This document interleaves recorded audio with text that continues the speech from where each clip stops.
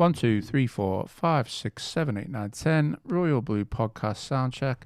1, 2, 3, 4, 5, 6, 7, 8, 9, 10. Friday show live. 1, 2, 3, 4, 5, 6, 7, 8, 9, 10.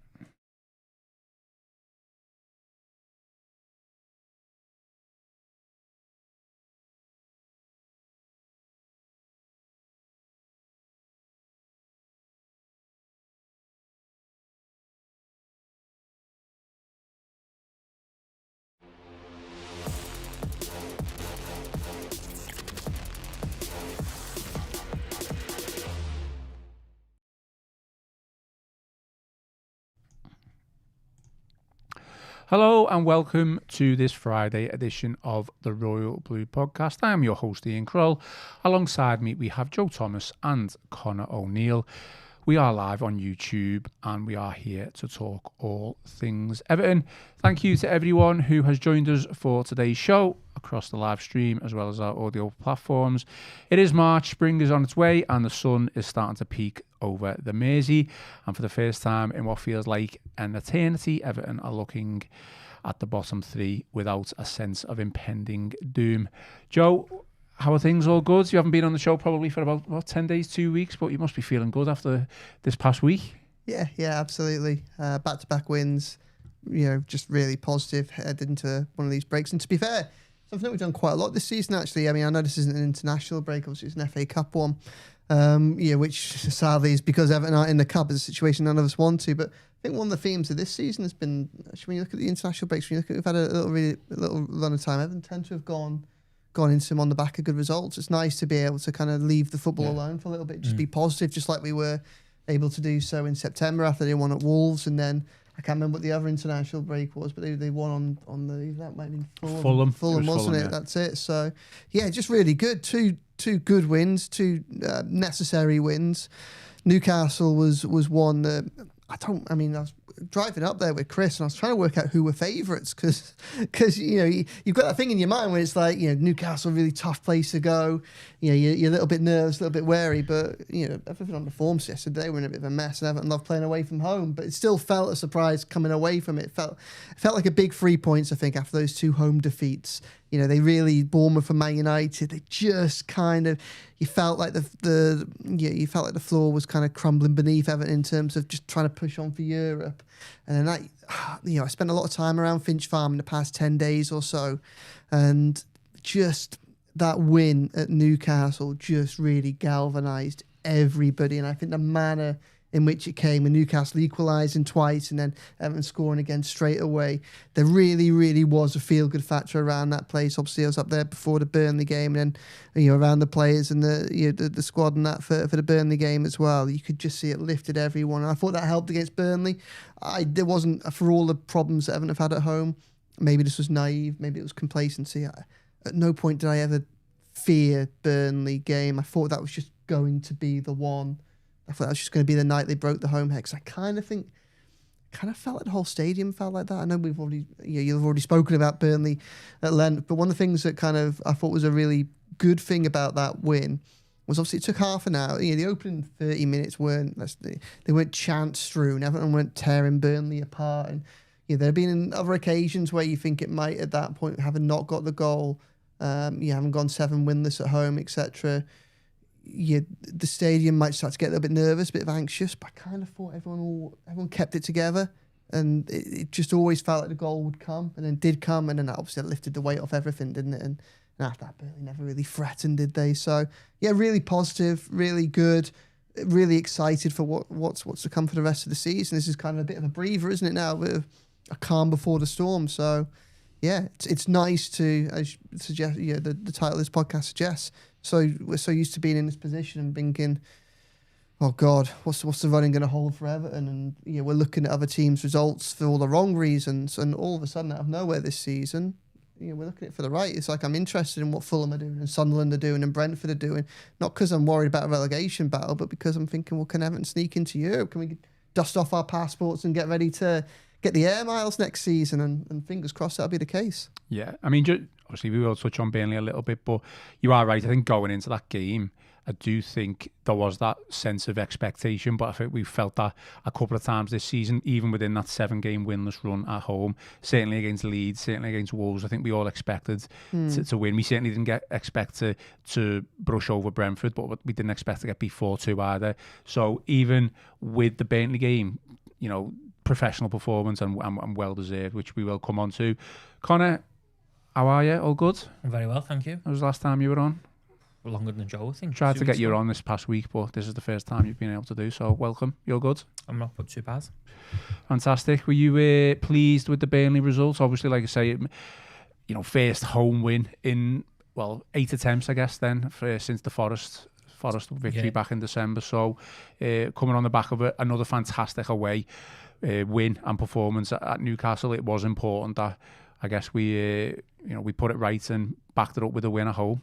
Yeah, I think it was a game we had to win, and the way we won it so comfortably made it even more impressive, because there's been a few times, hasn't it, this season at home certainly, where you feel like Everton have got themselves into a really good opportunity, really good chance to kick on, and you know they've let themselves down. Bournemouth being, you know, the case in question, where you know they could have went above Liverpool that night in 6th if they've hung on, but they didn't. So it was important that they, you know, haven't got a home win after such a long run without one. But it was more the manner as well, wasn't it? It was control, comfortable, and you know, like Joe says there, the first half an hour win wasn't great, but once Everton got in front, you always thought, well, as long as they don't do nothing stupid here, this should be about as routine as it gets. And the only complaints you could have is that Everton didn't score more. You know, that's the only complaint you have, which is never a bad complaint to have, is it?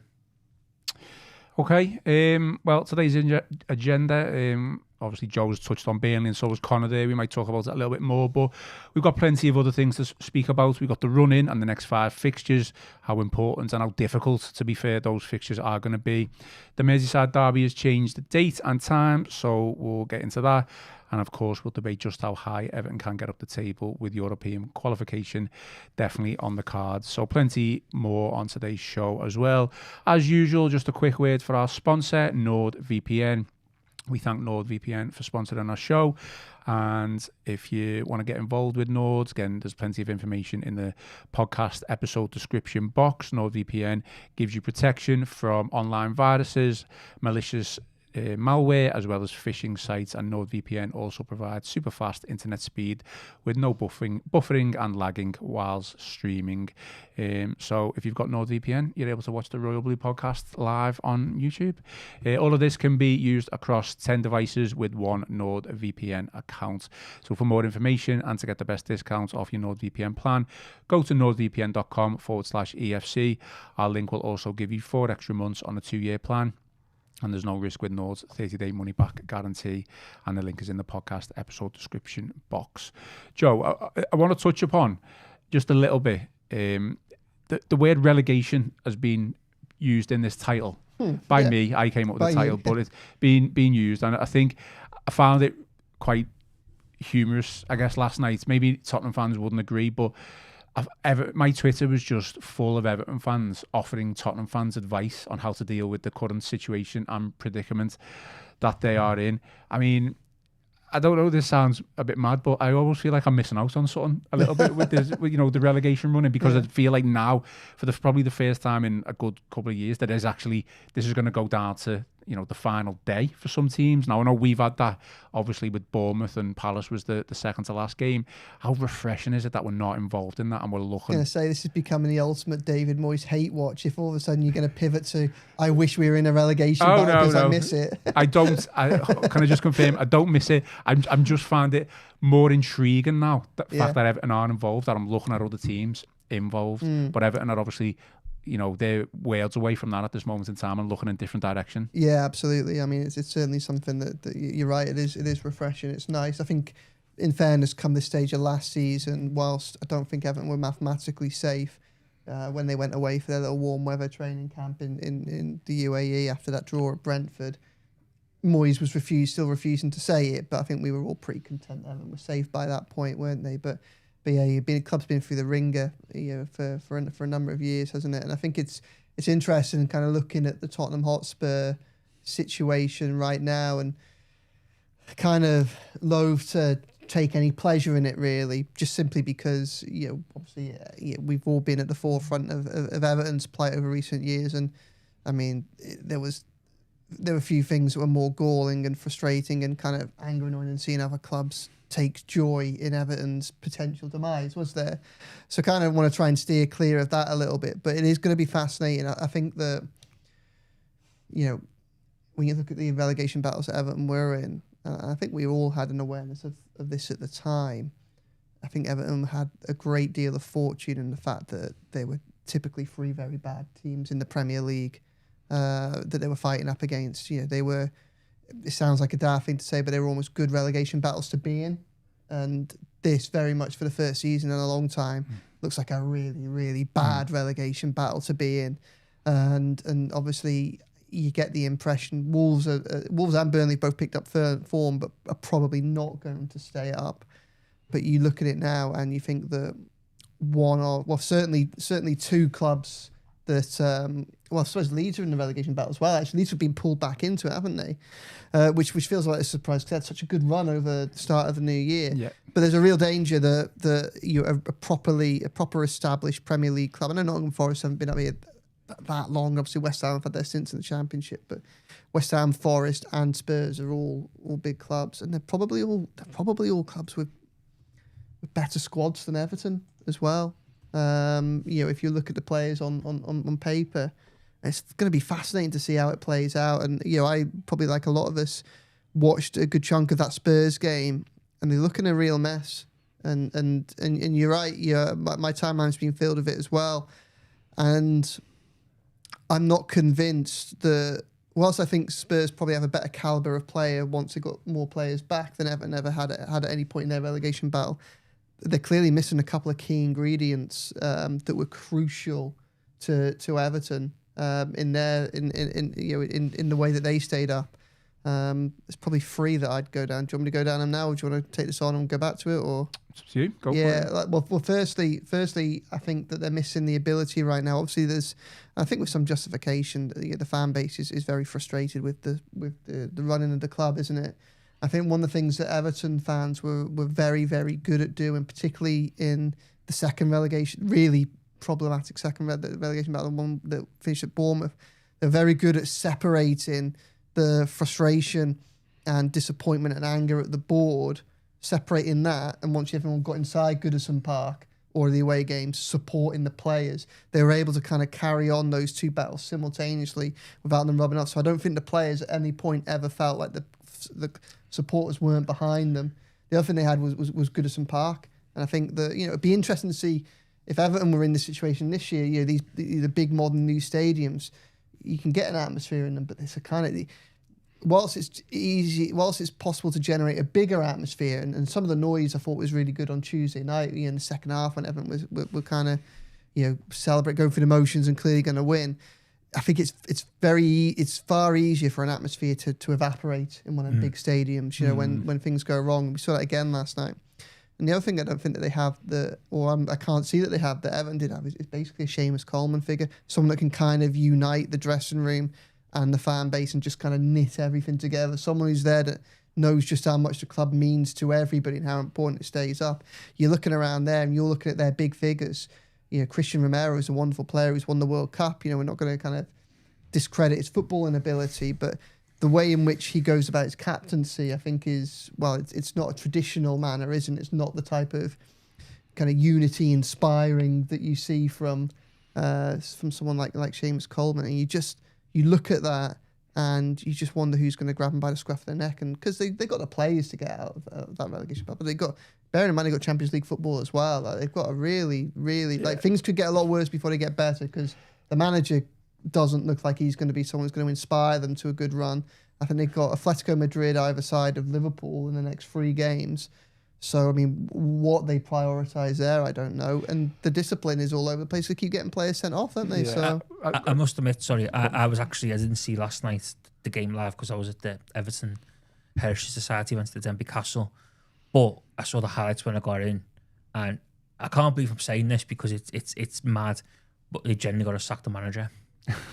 Because he clearly he brought in to give them a new manager bounce to get a reaction, and they've gone worse. In the 3 games he's taken charge of, they've gone worse, and he clearly looks a little bit out of his depth as well, which is understandable because being in a relegation battle in the Premier League is hard work. You've got to have experience, you've got to have know-how. Like Kamal Lotham when he was Everton manager, but Sean Dyche that season when obviously Everton stood up the finals against Bournemouth was probably the perfect manager in that environment because he'd been there before, he'd done it, he knew how to get results, he knew how to get teams over the line. Igor Tudor has never had anything like that, and all of a sudden now he's tasked with keeping this football, very big football club in the Premier League. And you see some of the figures being managed out, like if they go down, they're instantly going to lose £200 million, and that is huge pressure. If you're sat there in charge and all that is happening, and you haven't really got the experience or the know-how of the Premier League, it's daunting. And Spurs look like a team who are just rabbits in the headlights at the minute. But I do agree with Joe. I think. And this is not lecturing other fans and how they should support the club, because I'd never do that to Everton or Liverpool supporters, but Tottenham fans have got to unite and get behind their team. Because, like Joe said, Everton fans done that twice. Certainly in the second time round when tensions were high, in the months leading up to the final end of the season where people were unhappy. But you've just got to park it and leave it at the door and get your team over the line, because if you go into the Championship, as we've seen over recent years, it's a long way back, and it can derail clubs for years to come.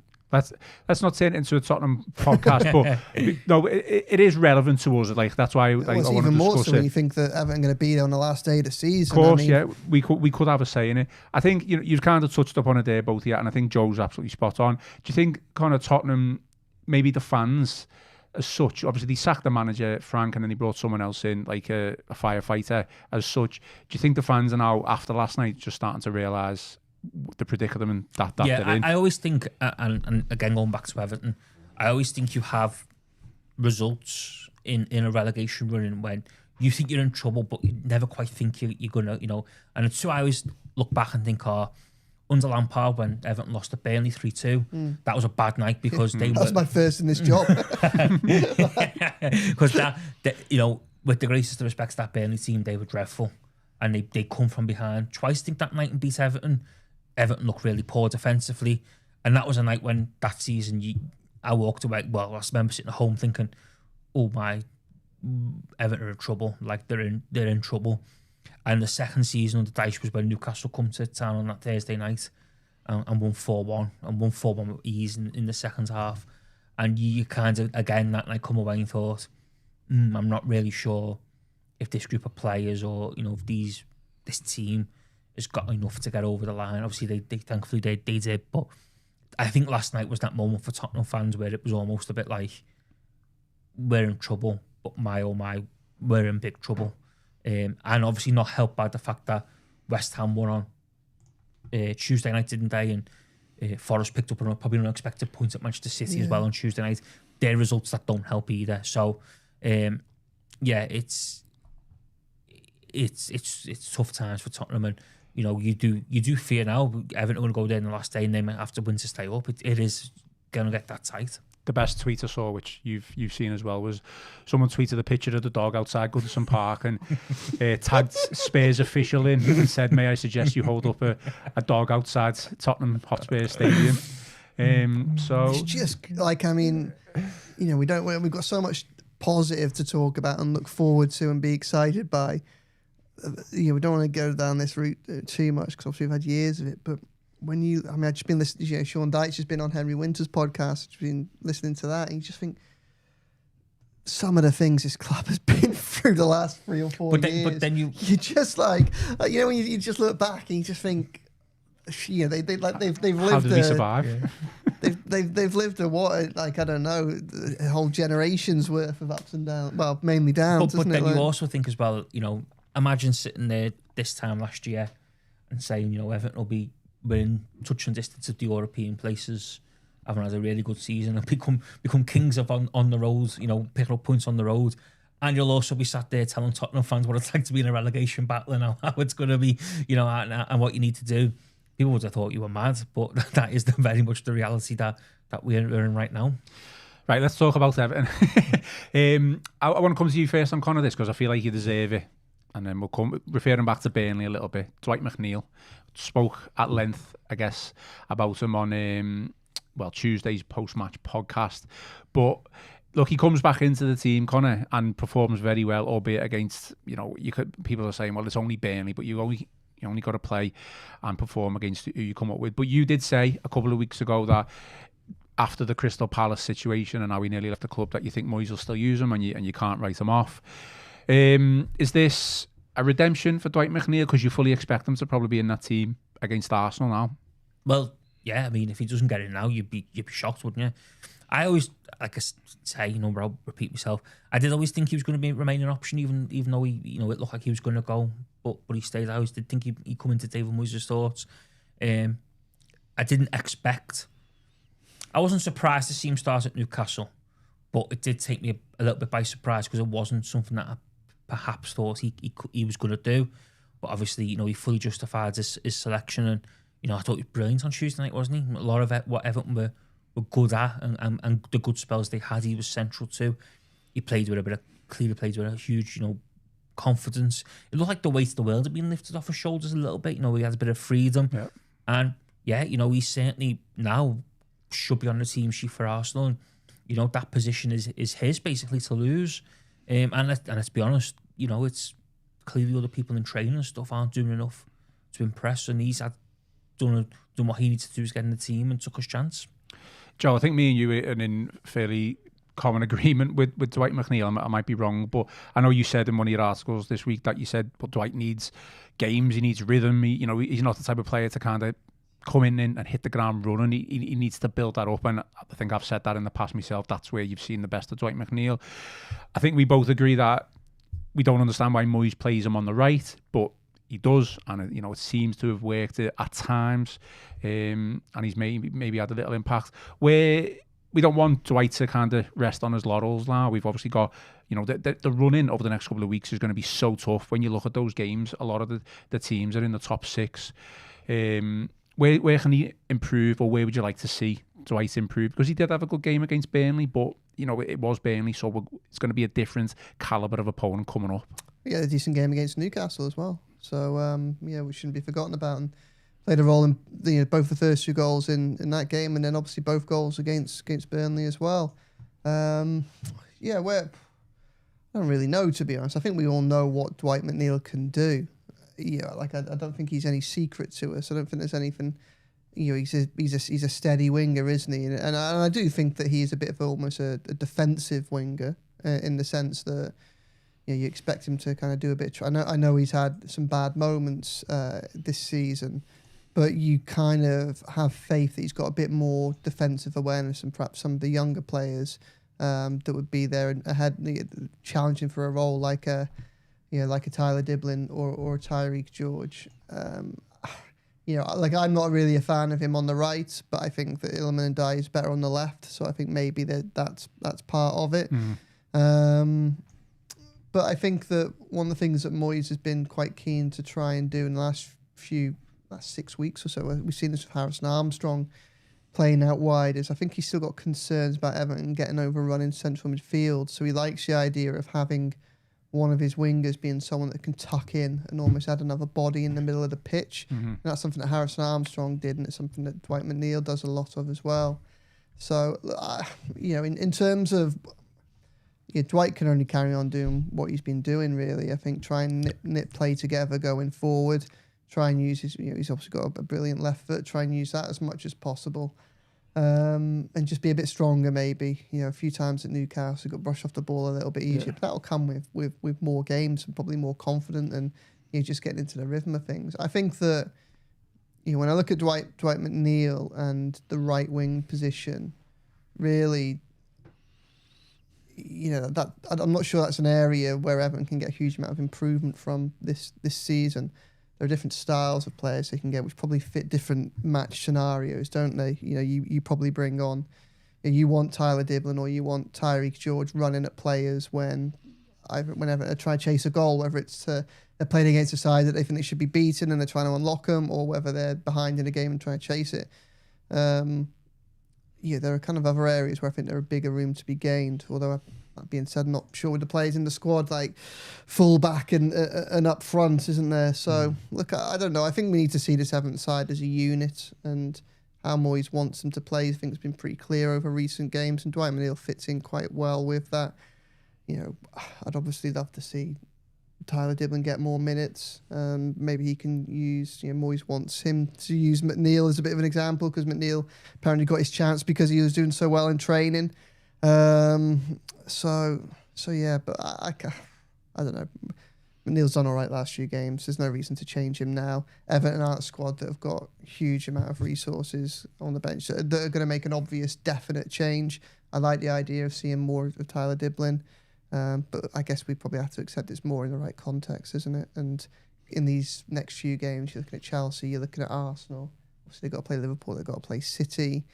You can probably see more of an argument from Moyes' perspective anyway, for playing McNeil over Dibblin or George, I guess. You don't change a winning team. No, it's fair enough. I think we've all said that, haven't we, over the past. One thing I'd say about McNeil is, this is just an observation, I'm not necessarily sure he's got that fight in him to go into like a 50-50 or a 60-40 challenge. There's been a couple of occasions that I've seen him where I think he prefers to maybe let the opposition player have the ball, and then he doesn't mind chasing back and trying to, nick the ball off and fight for it there. So if I was going to call out one improvement, because let's face it, he has been okay the past two, I completely agree with you. We're going to go into games where they are going to be a bit more physical. Certainly the Derby, those 50-50 challenges, you're going to have to, even just from a psychological point of view, even if you win it and the ball goes out to play, it doesn't matter. Win it from a psychological point of view. I don't know whether he's got that fight in him. I think you play to your strengths, don't you? And I think I think he's certainly a player that's got a lot of fight in him. He might just show it in different ways.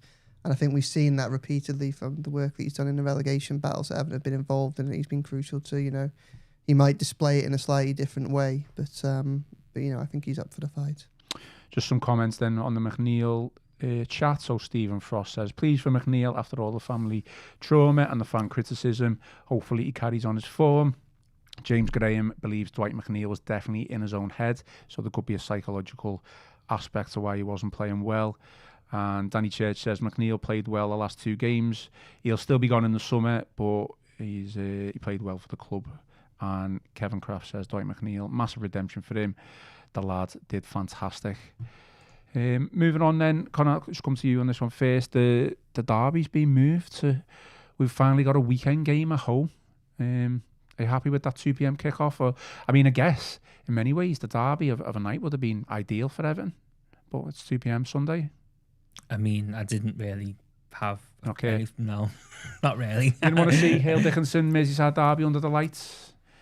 I'd rather be on a weekend, because I think this week's become a slog, hasn't it? Like, no, but out of all the games that we've had, me and Joe spent more time walking to Sandhill Station at 11 o'clock, 11:15 at night than we deserve to. So sounds romantic. It's normally being reflected on another bad day at the office for the Blues. So, but no, I think. It was always going to be changed, wasn't it? Because it was never going to be Saturday 3 o'clock. The first let's get one thing straight. The first derby, Everton's new home. Any derby's never 3 o'clock, is it? But the first one, Everton's new home, was never ever going to be 3 o'clock on a Saturday, where the TV companies can't show it live. So it was always going to be moved for television purposes. Obviously, because TNT had the Anfield one, didn't he? So it was always probably going to be on Sky. That means it was always going to probably be a Sunday, because that's when Sky like to show their main games, unless they can't because of Champions League. So 2 o'clock or 4:30, it's much for muchness, really, isn't it? Look, I'm fine with the 2 o'clock kickoff. I just think, don't know what you think, Joe, but out of all the night games that we've had this season, 100% for me, I wanted the Derby at home of a night, but obviously can't get that. Sunday 2 o'clock. It is what it is, and I'm sure the atmosphere will still be good. So. Yeah, no real strong opinions on it for me either, to be perfectly honest. I just think that, if you look at Everton's season at home so far, they do far better with the daytime games than they've done with the nighttime games. So, I'd rather it play to that advantage. I also think that with it being in the daytime, it just gives everybody a chance to be there. I think we probably all noticed, patches of empty seats around the stadium at various points for so many of the home games. I'm sure that a lot of that has got to do with the fact that traveling, a lot of people travel from a long way to come and see Everton play, because they're such a big club. And when you start throwing in so many night games, it gets very difficult when you then add on things like poor form at home. And I think there are still obviously a few issues in terms of accessing and getting away from the stadium, which are clearly exacerbated a lot more at night. You can understand why there's a degree of almost exhaustion, I think, from certainly some of the fans that are making longer trips. So I think it's probably a good thing that it's in the daytime. There'll be a brilliant atmosphere there. There'll be a fantastic occasion, whatever the case is, and hopefully Everton can turn it into a cauldron. One thing I'm from a South point of view, I was happy it wasn't Saturday at home, because Callum Smith is fighting in the arena that Saturday night. Okay. Big car, Molly McCann and Peter McGrail, two massive Evertonians there on the bill as well. So it would have been a mad dash from Hill Dickinson to the M&S Bank Arena. So split the weekend up. It's always better. It's not all about you, Connor. Do you know what I mean? I like to think it is, Ian. And everyone can have a go and have a drink afterwards, obviously, especially if you win. So make sure you get the Monday booked off. That's what I'm planning on doing. Of course you are. Joe, I've kind of got this split into two sections, but as we've just been going on, I feel like we should combine it. So obviously Everton Portugal bound, or warm weather training bound, as from what we know. What do you think the objectives are, going over to there? Obviously, maybe just relax, but I'm sure there'll be some intense training as well. But I know you did an article this week about talking about McNeil and how we want the likes of Diblin and Roll to kind of take their chance. Is that, do you think, what this next period, this 10-day, 2-week period is going to be for specifically those players? And there's a couple of questions here, but do you think Moyes is going to have to start using or trusting his squad a little bit more as we now go into this run-in, because he's got a core group of players who are performing, but when maybe it's the game's in the balance or we're 1-0 down and we need players to come off the bench to affect it, he might not have turned to them? But do you think he's going to have to do that now for the next couple of weeks? Yeah, I think so. I think that the warm weather camp, I don't think it'll necessarily be for an intensity of training or anything like that. I think it should be for a change of scenery, a bit of a regroup. The squad has had a very difficult time over the course of the winter. When you look at how many players have been absent through either injuries or suspensions or the Africa Cup of Nations, and really, when you speak to Moyes, his belief, and I think it's probably a fair one. It was only, I think Newcastle was probably the first time. I know they've been back for about a month already by this point, but certainly for Keenan Dewsbury-Hall, who had the hamstring injury over Christmas, and then also for Idrissa Gueye and for Ilman and Dye, both obviously had the busy schedules because they won Africa Cup of Nations with Senegal. Felt like the first time they were properly up to speed back with the Premier League. The last two games, when you throw in the other players who've been carrying knocks, stuff like that, I think this is an opportunity almost to just take everyone away and just almost like in pre-season, just get everyone on the same page again. Players, you've got the likes of Jared Branthwaite's obviously had a huge chunk of the season out injured. Now he's played a run of games. He could probably do with a bit of a rest. And there'll be other players as well carrying little bits of knocks and illness and things. So I think this will be more about just getting everybody out of the UK, clearing their heads, and just say that's about work rate and more probably just about just get everyone in the right frame of mind and giving everyone a bit of a rest and a break before the run-in, because obviously Everton, they have a tough run-in, but they do have something to play for, and what they do have is the benefit of not having any European or Cup football. Obviously, we'd all rather there be that, but Everton are in the a bit like Man United are, aren't they, in the hunt for Champions League, where they have the luxury of only having to focus on one game a week. And obviously Everton also, because they have got a bit of a smaller squad, there's a big break, isn't there, after the Chelsea game? Yeah. And just go about 3 weeks off, so they can kind of stagger. They can go in phases almost, can't they? And just reassess. I do think that you're right, Ian, in that the squad is going to be necessary, because I think that there are games that Everton aren't going to have it all their own way in. And I think the likes of Arsenal, the likes of Chelsea, Liverpool, Man City, I know you want to try and be positive, but sometimes you also got to be pragmatist as well. And in some of those games, it's going to be about making sure that Everton do what they can to make sure that they're in the game after 60 minutes, and then look to the back. I think one thing that Moyes is going to have to do that he hasn't done so much of over recent months is properly utilise that bench and have. It's such a kind of LinkedIn word, isn't it? What did Gareth Southgate call the subs for the last Game changes. I think were they finishers? Oh, finishers. Almost have this. It's have different players for different phases of the games, because you can do that now. You have 5 substitutes. It's something that Everton haven't had the luxury of doing for so long. But everyone's got to know their role, and it's all going to be about setting up those positions and see if they can take advantage. Because I do think that for Everton to get into, I think this European battle is going to be really interesting, because I think when you look at the sides that are involved in it, everyone's going to drop points. No one's going to put a perfect run together. Like, it's not going to be like a Man City going for the Premier League or something where they knit together 10 wins in a row. When you look at your Everton's, your Fulham's, your Sunderland's, your Brentford's, it's going to be who can last the pace, isn't it? So I don't think teams are going to need to be perfect in that, but they are going to have to take their opportunities. And with those 4 games against teams that are traditionally seen as kind of, those 4, we've got, if I said Arsenal, Chelsea, Liverpool, City, I was going to say, and then you've also got Tottenham on the last, so probably big 6 as well in that kind of bracket. They're going to have to, whatever they're going to have to do is they're going to have to take points off teams that they're not necessarily used to taking points off in places where they might not always take points off them as well. So, they're going to need everything that they've got in that squad to do so. So hopefully they can get the right frame of mind for it over the next few days. And of course, like you say, they've got the fixtures. They obviously play Sunderland and Brentford as well, don't they? They're probably going to be in the hunt for 6 pointers for them positions, isn't it? That they are also going to be in and around the mix. But I think it's going to be quite interesting, the running, because I agree with Joe. I think no one's going to be perfect. People are going to mess up.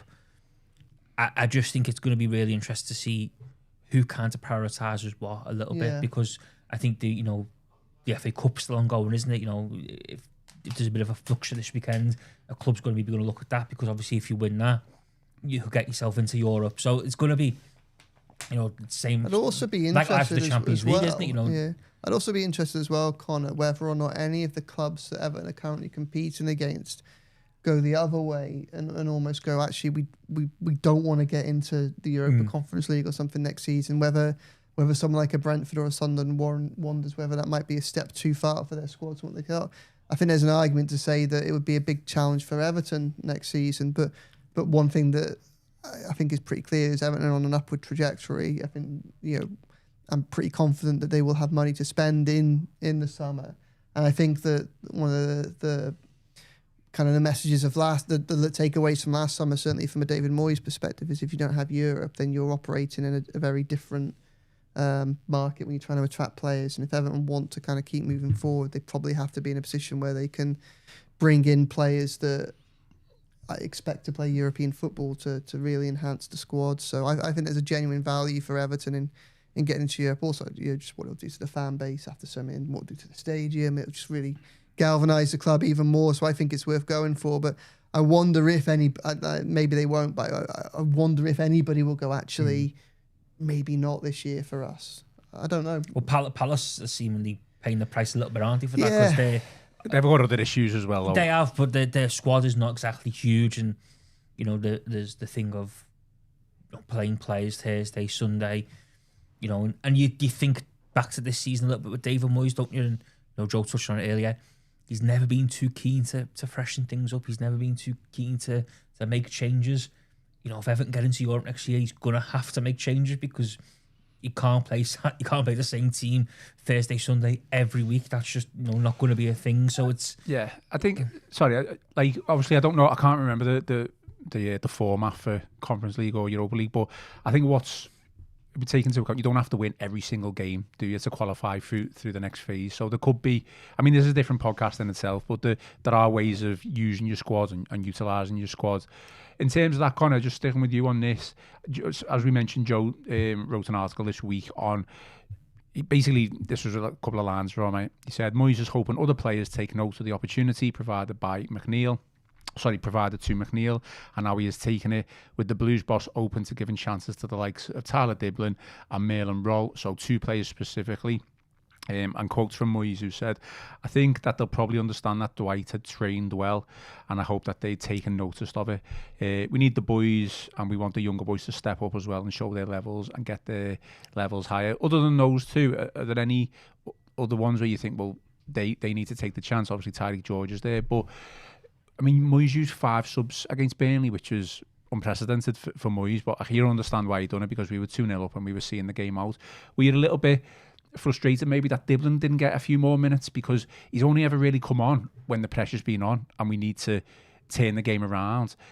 Do you think what did he get, like 2-3 minutes, if that? I think he only got on because Ndiaye went down, didn't he? I don't think he was actually going to come on. I think like a 2-0 up, being 2-0 up to Burnley at home with about 15 minutes to go.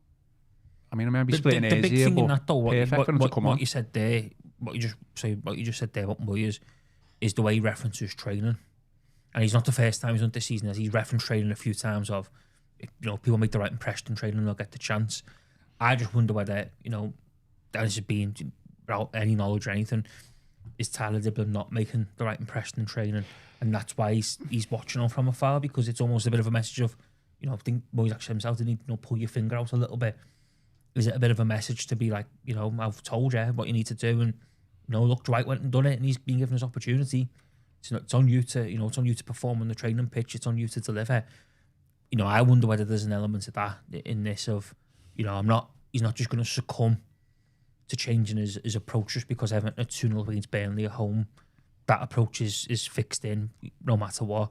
And if you do what he says and you take on board, and clearly Dwight McNeil has listened and known what David Moyes had to say because he got given an opportunity, which he took, then you play and you get an opportunity. If you don't, you sit on the bench and watch. And unfortunately for Tyler Dibblin, he spent more time on the bench watching them playing, hasn't he, in recent months? Look, it's hard to disagree with that because of the things maybe that we can read, between the lines.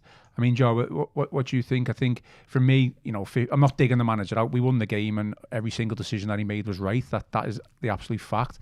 I just think, like I said, he's only ever come on when we need him to do something, when the pressure's on, when we're down 1-0 and we need him to make an impact, and he's been unable to do that. Burnley for me was the perfect opportunity. Obviously you see the result out, you get the win, but perfect opportunity for Dibblin to get a good 15-20 minutes just to maybe show what he can do when the pressure's not on. I don't disagree with that. I think we'd all like to have seen a bit more from Tyler Dibblin this season, and we'd like to have seen Moyes given more opportunities. I guess there are probably reasons behind that. Moyes will have his own, his own position, and look where Moyes has got Everton so far this season. You kind of, I was surprised to see Dwight McNeil against Newcastle. He came in, he did well, and he's kept his place. So those opportunities do exist for players. Harrison Armstrong went out on loan to Preston, and all of a sudden is now clocking up somewhere towards 10 Premier League games and starts, isn't he? So I mean, it's clear. There's it's often said that Moyes doesn't want to give youth a chance, or he doesn't want to give players a chance. There is clearly a threshold that someone can reach in his head, at which point he will give them an opportunity. That might be outside their control, might be injuries to other players or suspensions or players missing. But there is a trigger, and Diblin's just got to try and find a way of doing that. So I do think that, the running's going to be really interesting. They're going to need contributions from lots of different players, but I think that for as long as Everton are in a position where they're fighting for something this season, he'll stick with the players that he knows best and the players that have got him to where they are so far. So I'd be surprised if we saw any dramatic changes on that front. But again, spoken on a number of occasions why. I don't think anyone needs to panic over Tyler Dibblin. He's only just turned 20. Yes, he was a big money signing, but he's still young. He spent most of the season behind Jack Grealish and Ndiaye, which is absolutely no disgrace whatsoever. When he has played, I think, I don't know where he's at now, but certainly I'd look back in his first 6 starts, he played with 5 different number 10s. At no point has he played with a striker that we would probably say is an elite striker. I think Beto and Barry are having their moments, but they're up and down, aren't they? How often has he played with the same four back to back? At no point is he playing with a right back that is either a natural or one that Moyes trusts. So when you look at all those changes, you can kind of see why we know that he's a quiet lad. Moyes has referenced it a lot this season, that he might take a bit of a while to settle down, but he also says that, repeat it again, I quote it in my article, that Tyreek George's arrival seems to have Seems to have brought a little bit more out of Tyler Diblin and that as well. And I think I think they're probably at a point, and whether this is the right way to do it or whether it isn't, I don't know.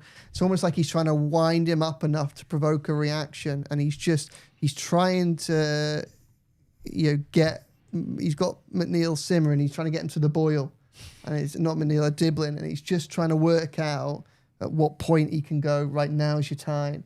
And look, as frustrating as it's been as to have not seen more, it is also quite nice going into this last 9 games with Everton in such a strong position, and knowing that there are players in that squad that have still got more to give. This isn't a situation where 17 players are running on fumes. This is a situation where actually you look at it and players are coming to fore at the right time, and there is still more that, in theory, Moyes should be able to get from that squad if he can get things right. And I mean, maybe the dream scenario is that he's holding Diblin back for the right time, and he just explodes in the last 6 games of the season when everyone else is knackered, and he's got a bit more confidence. And I don't know. That's whilst that could happen, I think we all got to hope that it does. I think John makes a good point there though as well, and that's been forgotten with Diblin, is that he has played second fiddle to Jack Grealish and Ilman and Dye. Yeah, he's never getting in, was he? It's not like, with respect, it's not, in Everton have obviously had this thing of round pegs and square holes. Square pegs and round holes. Yeah, but done Chris Beasley.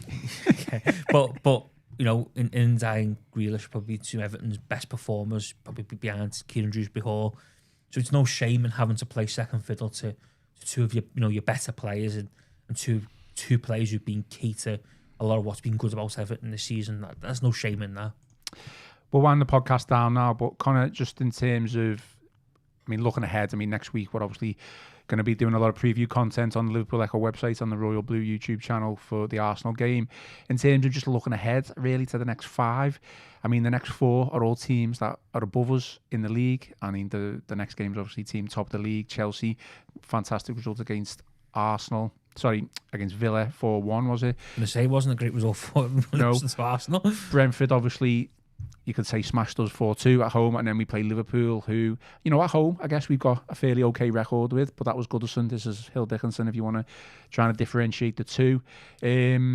So it's going to be tough, isn't it? We've got a comment here from Keith Evans who says, do the panel agree that Liverpool and Chelsea are seriously winnable? Both have frailties, and we have shown real spirit in recent weeks. Well, they're both winnable because they're at home, for starters. And you'd like to think the better opposition Everton play, the better they will become and they will be.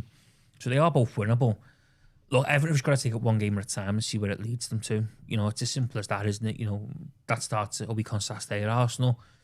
And, they've also, about the old age, don't get too down if it goes wrong, and don't get too high if it goes well. Because, we've seen this season, haven't we? There's been so many times where you think, Everton, like I say, going into that Bournemouth game where you're thinking, this could be it now, win here and right in the mix. And then, you get beat 2-1 and it's doom and gloom. And, you think of Wolves, it was doom and gloom, after the Forest win. And you're just going to take it one game at a time and see where it goes. And if we go to Arsenal and we get beat, you've got to dust yourself down and go no week later at home to Chelsea and see where it takes. I think the beauty of all this, though, and something that Joe said earlier, is no one's going to be perfect.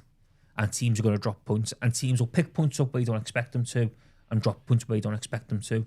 I think that's going to be the beauty in all this, is that no one's going to be perfect. So it's important, if you do have a bad result, you just got to park it, dust yourself down and go again the following week and not dwell on it too much. I think I did advocate the other week for taking it one game at a time, and now that we've won 2 games in a row, I've gone back to just thinking about Europe, and we're definitely going to get Europe. So it is difficult, isn't it? As a modern day football fan, it is difficult. Which you pretty much are, aren't you? No, but it's difficult when you win to not get too high or try to keep balanced and level-headed. But when you lose, it's obviously difficult. Well, it's like, Arsenal, if they get beat at Arsenal, there's no shame in that, is there? Well, they're going to win expectation for that. But they're going to win the Premier League title. They're one of the defensively best teams in the league. There's no shame in that. You just got to, you didn't win, you should go again the following week. Looking forward to the running, Joe. It's starting to, get exciting, I think, really. Yeah, I am. I'm hoping that they can take enough from the next few games to still be in a decent position going into the next break. But yeah, I am. And Chelsea and Liverpool are both games that they should see as opportunities because, well, first, neither of them are perfect at the minute. They're both showing that they've got vulnerabilities, but they're also having to manage Europe as well and other cup competitions. Certainly in Liverpool's case.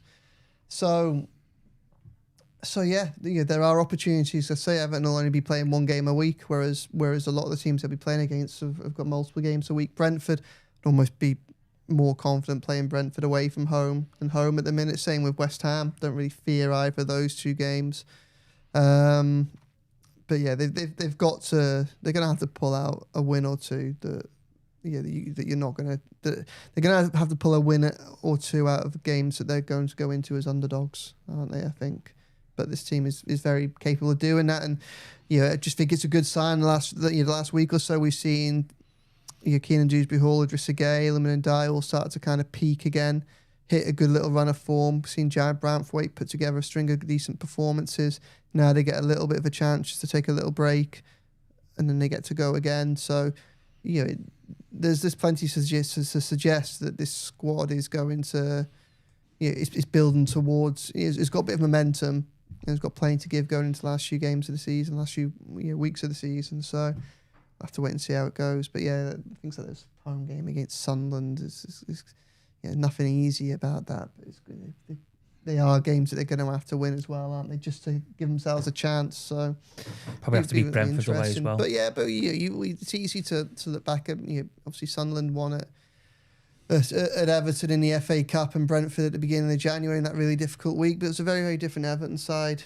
Very, very different Everton side in both those games. You look at all the players that we're missing. It's that's it. And that's it. Like Everton shouldn't be running on fumes going into the final months of the season, and they should hopefully be able to take advantage of that. Okay, I'll finish off the pod with some some comments that I've made a note of. So Brian Byrne says, I'm still looking over my shoulder. I'm not badly affected with all our relegation battles. I can get that. Can you remember me? Was it last season? Every time we maybe dropped points, we were like well clear, but I was still saying, still not over. Danny Church says, imagine Thursdays and Sundays, obviously with regards to the match, it could be crazy in the city centre when Liverpool are in the Europa League and we're in the Conference League. It could be an interesting dynamic, couldn't it? Well, I'll tell you, another benefit of playing in Europe next season is that there'll be more Premier League games at weekends rather than Monday nights, and that's a good thing, not a bad thing. Well, that's so literally one of the comments here. So Prodigy_fan says, people who have moaned about the amount of night games this season but want us to get into Europe is a bit mad, as plenty more will come our way next season when we qualify for Europe. Yeah, but I think it's different playing night games in Europe and playing night games in the Premier League. It's only four home. It'd only be four anyway, wouldn't it? Midweek home games between September and January. And like Joseph said, the big thing is though that would basically remove Monday nights, which have become somewhat Everton's second home this season. Monday nights have become a second home for the Blues.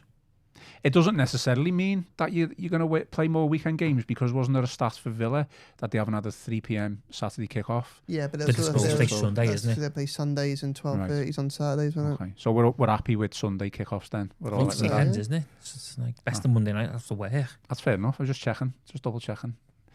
Okay, any final thoughts then before we shoot off? As mentioned, obviously we are going to start previewing the Arsenal game starting from next week, but until then, I guess it's FA Cup weekend, which unfortunately Everton aren't in, so we'll keep a close eye on FA Cup, I guess.